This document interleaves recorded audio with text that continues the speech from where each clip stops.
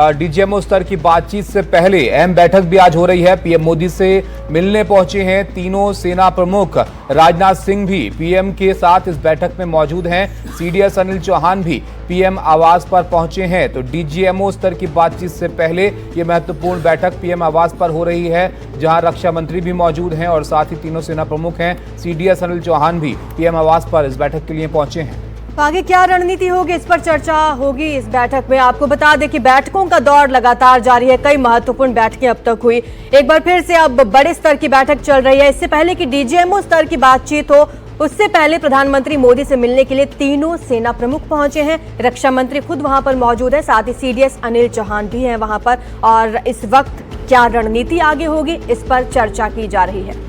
इससे पहले मैसेज साफ पाकिस्तान को इस बात का दे दिया गया था कि किसी भी हिमाकत का किस तरह से जवाब भारत यहां पर देगा। और ऐसे में आज डीजीएमओ लेवल की बातचीत होनी है, तो उससे पहले बहुत महत्वपूर्ण है ये मुलाकात जो पीएम मोदी के साथ सेना प्रमुखों की यहां पर हो रही है। अखिलेश जी हमारे साथ जुड़े, हमारे सहयोगी अखिलेश जी बताइए इस बैठक को लेकर क्या जानकारी मिल पा रही है। देखिए, इस बैठक में हिस्सा लेने के लिए रक्षा मंत्री राजनाथ सिंह भी यहां पर पहुंच गए हैं। तो रक्षा मंत्री राजनाथ सिंह के साथ साथ सीडीएस और तीनों सेना प्रमुख भी इस बैठक में मौजूद हैं। आपको बता दूं ताबिश कि जब से ये ऑपरेशन सिंदूर शुरू हुआ है और उसके कई चरण शुरू हुए, तब से ये 5वीं बार ऐसा हो रहा है कि तमाम वरिष्ठ अधिकारी जो है वो पीएम नरेंद्र मोदी से मुलाकात कर रहे हैं। हर जो कार्रवाई हो रही है उसकी मॉनिटरिंग सीधे पीएम मोदी कर रहे हैं, उनको उसकी रिपोर्ट दी जा रही है। और अब जबकि अब से कुछ ही देर बाद पाकिस्तान के डीजीएमओ और भारत के डीजीएमओ के बीच में बातचीत होने जा रही है। 12 बजे, ठीक 12 बजे ये बातचीत फ़ोन पर होगी। उससे पहले ये काफ़ी महत्वपूर्ण बैठक मानी जा रही है। कल ही भारत की ओर से संदेश दे दिया गया था कि अगर पाकिस्तान की ओर से सीज़ फायर एग्रीमेंट जो किया गया है उसका उल्लंघन होता है तो सेना को फ्री हैंड दिया गया है इसका मुंहतोड़ जवाब देने के लिए। इसीलिए कारण यही रहा है कि कल से अभी तक आज सुबह तक एलओसी पर भी और इंटरनेशनल बॉर्डर पर भी पूरी तरह से शांति रही है। कहीं पर भी कोई पाकिस्तानी ड्रोन स्पॉट होने की कोई खबर नहीं आई, ना ही एलओसी पर जो लगातार पिछले कुछ दिनों से शेयरिंग हो रही थी उसकी कहीं से खबर आई। तो ये संदेश जो था वो पाकिस्तान तक पहुंच गया है। अब जो 12 बजे बातचीत होनी है उसमें क्या बात कही जानी है पाकिस्तान को, मुझे लगता है वो भी एक विषय रहेगा, इस पर की चर्चा होगी। और उसके बाद 2:30 बजे जो है वो डीजीएमओ सेना के और साथ ही जो उनके समकक्ष एयरफोर्स और नेवी के उनकी साझा प्रेस कॉन्फ्रेंस होगी, जिसमें बताया जाएगा कि पिछले 12 घंटे में क्या क्या डेवलपमेंट हुए हैं। ठीक है, हमारे साथ editor foreign affairs Uma Shankar Singh studio में ही मौजूद हैं। उमा, किन किन फैक्टर्स का ध्यान रखा जाता है आगे की कोई भी रणनीति बनाने के लिए, खासतौर पर अगर सामने वाला देश पाकिस्तान है तो? जी देखिए, जो डीजीएमओ की जो बातचीत होने जा रही है वो जिस दिन ये बातचीत हुई 10 मई को 3:30 बजे 3:35 पे, उसके बाद जो एक सहमति बनी और उस सहमति के बाद जो पाकिस्तान की तरफ से उस सहमति को तोड़ा गया, उसके बाद ये पहला मौका है जब दोनों डीजीएमओ जो है आपस में बात करेंगे। तो अव्वल तो निगाह इस बात पे लगी है कि पाकिस्तान की तरफ से क्या सफाई आती है, क्यों उसने उस समझौते का उल्लंघन किया जो कुछ घंटे पहले ही किया गया था। दूसरी अहम बात ये भी है कि कल पाकिस्तान विदेश मंत्रालय की तरफ से एक बयान आया था जिसमें एक अपडेट भी यहाँ बीच में दे देते हैं, आप अपनी बात को पूरा कीजिएगा।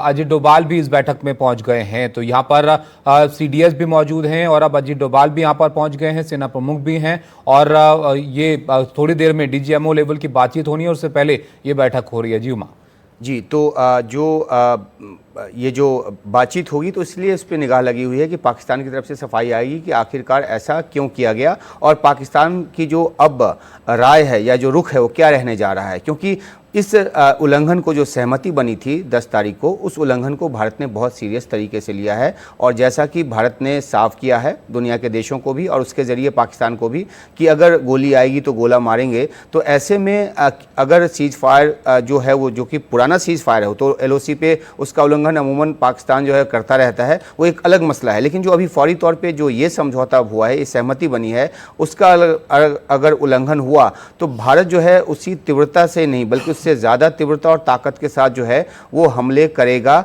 ये बात साफ कर दी गई है। जहाँ तक बात है कि पाकिस्तान से क्या उम्मीद करें, देखिए पाकिस्तान दशकों में तो समझा नहीं है, उसको उसके अंदर रियलाइजेशन की कोई बात ही नहीं है। वो अभी भी इस मौके का इस्तेमाल भी ब्राउनी पॉइंट इकट्ठा करने के लिए कर रहा है, मिस इन्फॉर्मेशन डिसइन्फॉर्मेशन में वो जुटा हुआ है।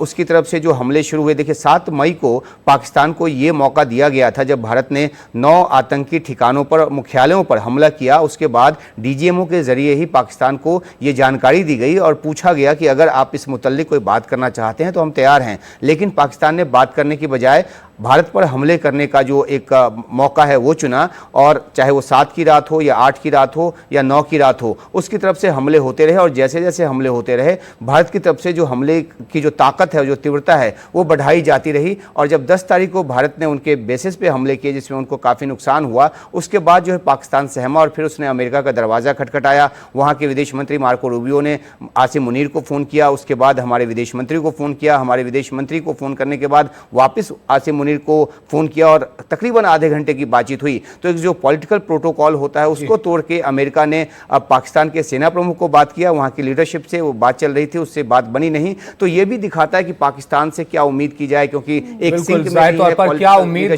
पाकिस्तान से यहाँ पर होगी, ये तो जाहिर तौर पर दिखता है। और जैसे कि आतंकियों की आपने बात की, मैसेज दिया गया था, लेकिन वो उनको आतंकी माने तब ना, वो तो उनको संरक्षण देते हैं बाकायदा।